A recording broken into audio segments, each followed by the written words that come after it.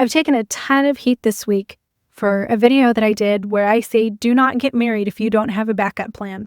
And people saying it's not love if you have a backup plan. If you're planning for that marriage to fail, you're a psycho nut. Even though the statistics show that you have a 70% chance of disaster while married with children due to divorce, death, disability, financial restructuring, etc. But here's the deal. When I got married the first time, I didn't have a backup plan.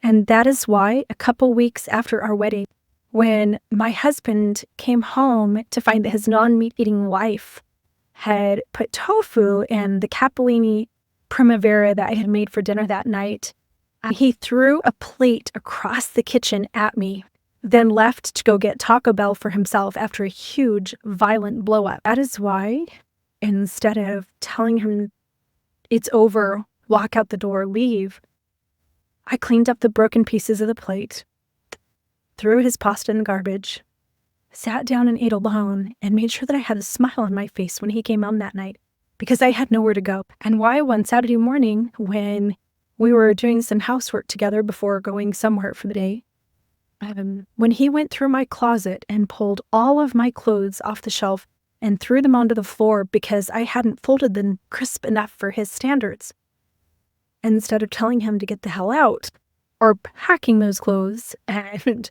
leaving myself, that is why instead I cleaned them all up and learned how to fold the crispest fucking military fold that a 20-year-old girl could possibly come up with.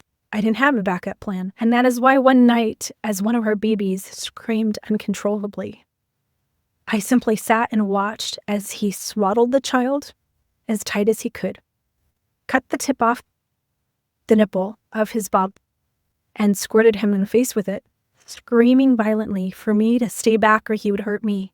I had no backup plan. Why, when I found out that he had been teenage girls while I was fighting to survive a tumor, I couldn't leave. I had no backup plan.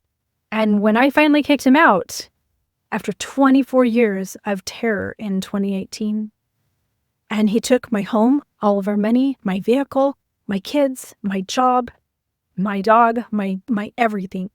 And I found that because I had not planned for this worst case scenario, that I was going to be left with nothing. This time around, I have a backup plan. And so should you.